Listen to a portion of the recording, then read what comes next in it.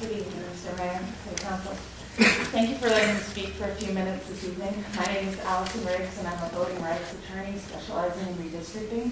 I work for the Southern Coalition for Social Justice in Durham, North Carolina, and I'm here representing the Unifor One Stop Collaborative. I first want to urge the Hickory City Council on behalf of my clients to move to a single-member district electoral system instead of the hybrid nomination district / at-large system currently in place. In 1965, Congress passed the Voting Rights Act designed to remove institutional and legal barriers to minority voting. The act was first used to eliminate literacy tests and other direct impediments to minority voting. After success on that front, litigation efforts shifted during the 1970s toward removing indirect structural barriers, particularly at-large elections. Empirical studies over the last 4 decades have demonstrated that at-large elections are a significant impediment to the election of Black representatives. We believe that the current electoral system for the Hickory City Council is not in keeping with the spirit of the Voting Rights Act. What happened in Ward 4 during the 2009 municipal elections is precisely the sort of outcome that the Voting Rights Act was intended to empower minority voters to overcome through the creation of single-member electoral districts. An African-American candidate won the primary in Ward 4 over a white candidate, and then she was defeated in the citywide elections, where voters, besides those who resided in her district, voted for the white candidate.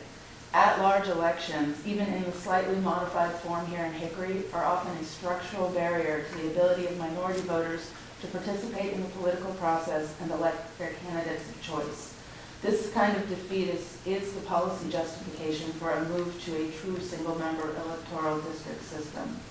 Moreover, the outcome of the 2009 municipal elections is highly indicative of racially polarized voting in Hickory, a situation where Black voters in Ward 4 wanted an African-American representative, but the larger number of white voters in the city as a whole selected a white candidate. The existence of racially polarized voting is yet another reason why the move to single-member districts is necessary.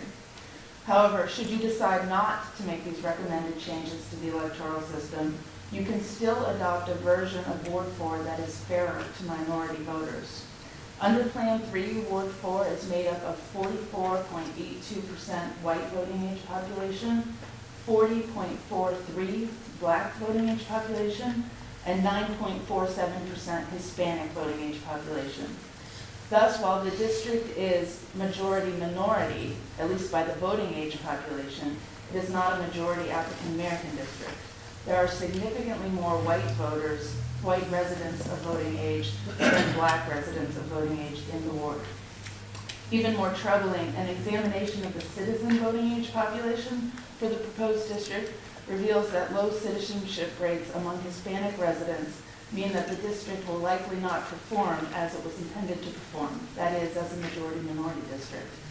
Through the American Community Survey data produced by the Census Bureau, we have citizen voting age population data reported down to the block group level, which is one step up from the basic geography of census blocks. In 2 block groups contained within Ward 4, the citizenship rate of the voting age Hispanic population is less than 20%.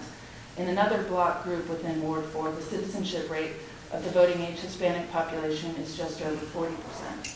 The citizenship rates of white and African American voters are not nearly as low. Thus, a significant percentage of the Hispanic voting age population upon which you're relying to make this a majority-minority district ward is not a voting population.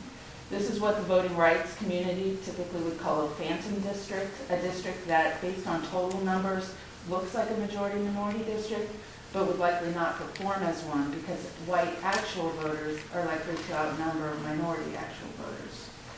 My organization, on behalf of our clients, has produced a slight variation of Alternative Plan 3 that we believe is fairer to minority voters in Ward 4.